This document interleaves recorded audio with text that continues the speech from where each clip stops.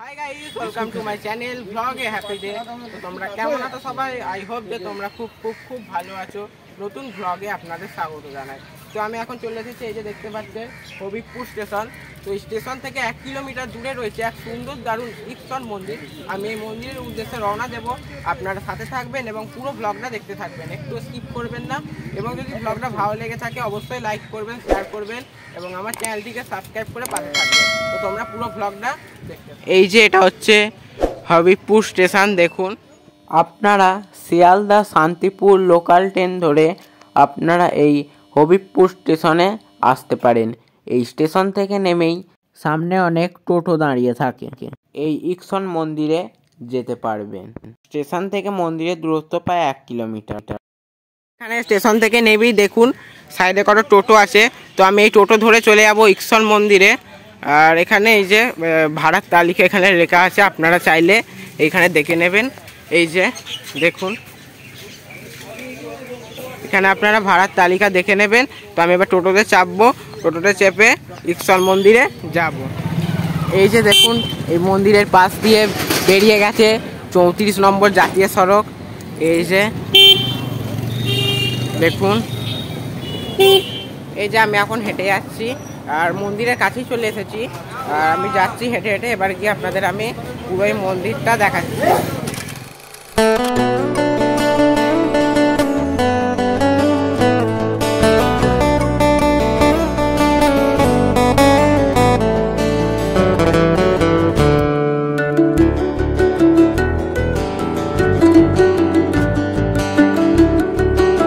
এই যে আমি এখন মন্দিরের সামনে দাঁড়িয়ে আছি, দেখুন কি সুন্দর মন্দির। দেখুন, এই যে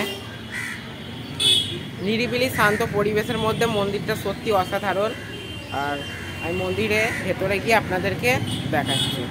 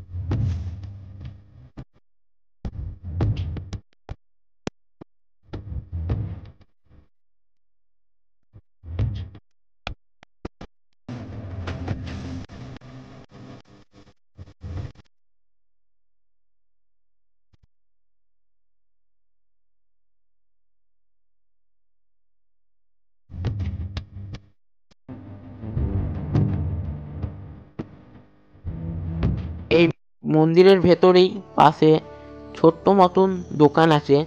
এখানে ভগবানের বই, যেমন গীতা বই, রামায়ণের কাব্যগ্রন্থের বই এবং নানা রকমের আরও ভগবানের বই পাওয়া যাচ্ছে।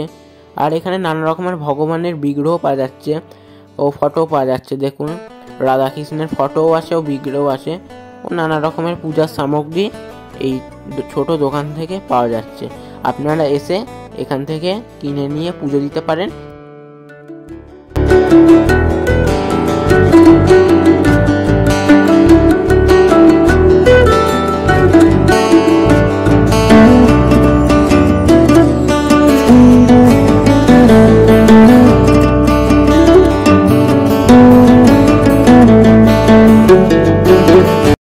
আপনার নাম? রাধামাধব দাস। মন্দিরে যদি কেউ ভক্তবৃন্দ যদি আসতে চায় তাহলে এখানে পূজা কটার সময়, কটার মধ্যে এখানে পূজা হয় বা পূজা দিতে পারবে? 12টার সময় পূজা আরম্ভ হয়। আর এখানে ভোগ কখন দেওয়া হয়? ভোগ দেওয়া হয় 1টার সময়। হ্যাঁ। আর এইটা এখানে যে দেখতে পাচ্ছি এটা কি এখানে? ওখানে পূজার জন্য, সবার জন্য। পূজার নিবেদন আর কি, সেবা আর কি বলতে পারে। আর মন্দিরটা দেখছি যে ভালো, কি সুন্দর ফুল দিয়ে সাজানো হয়েছে। কালকে পুষ্প অভিষেক গেছে আমাদের। ওর পুষ্প কি পুষ্প হয়? এটা ওই পূর্ণিমা, মাঘী পূর্ণিমা, মানে পূর্ণিমার সময় আর কি এখানে ফুল দিয়ে আর কি সাজানো হয়। পুষ্প অভিষেক, পুষ্প অভিষেক বলে, তাই তো?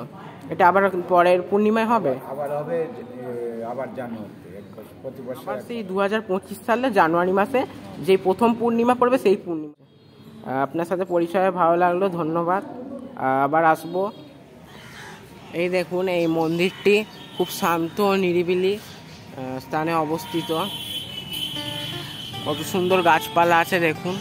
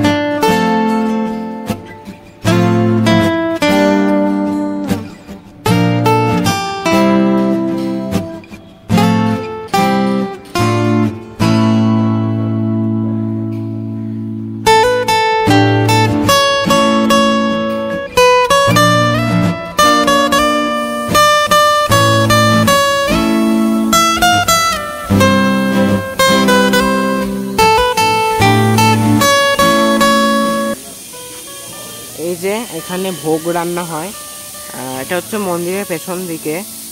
এখানে আপনারা আসবেন, এখানে এসে আপনারা দুপুরে ভোগ গ্রহণ করতে পারবেন। এখানে হচ্ছে রান্না হয়।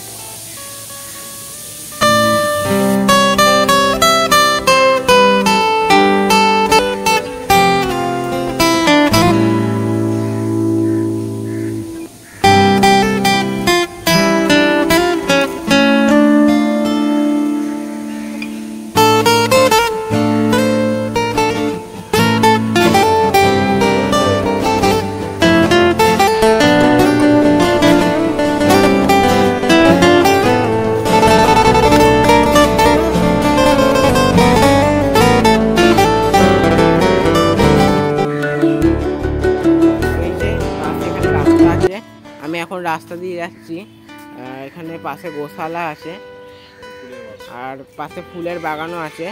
চলুন আমি আস্তে আস্তে আপনাদের সব দেখাচ্ছি।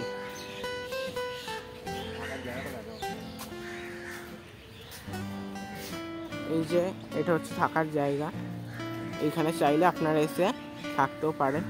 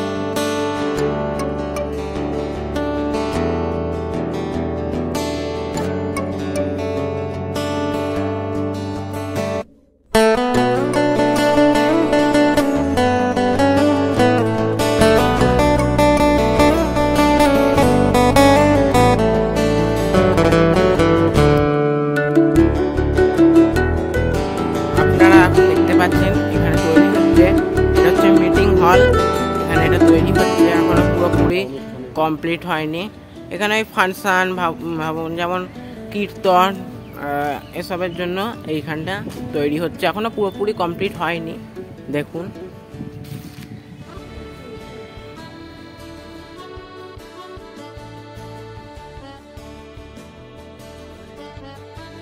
তো গাইস, এখানে দেখতে পাচ্ছেন যে স্কনের যে মন্দিরের এখানে সব অর্গ্যানিক জিনিসপত্র, এখানে যেমন শাক সবজি চাষ হচ্ছে, এই যে দেখতে পাচ্ছেন।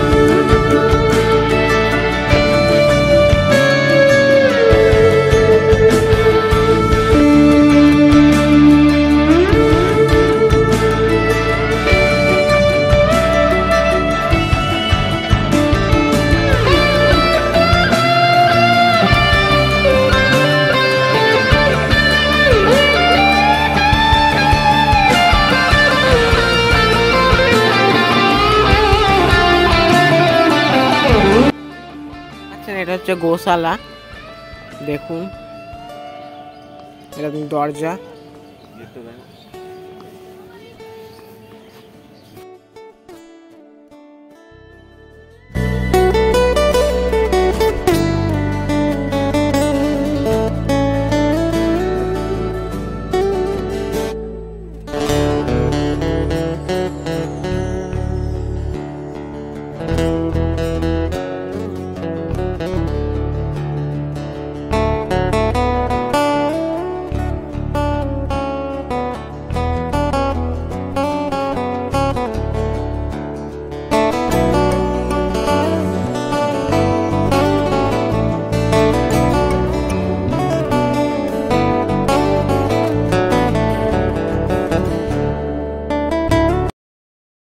তো বন্ধুরা, ব্লগটা আমি এখানেই শেষ করলাম, আর বেশি বড় করছি না। ব্লগটা যদি ভালো লেগে থাকে অবশ্যই লাইক করবেন, শেয়ার করবেন এবং আমার চ্যানেলটিকে সাবস্ক্রাইব করে পাশে থাকবেন। সবাই ভালো থাকবেন, সুস্থ থাকবেন এবং সাথে সাথে আমার ব্লগগুলো দেখতে থাকবেন।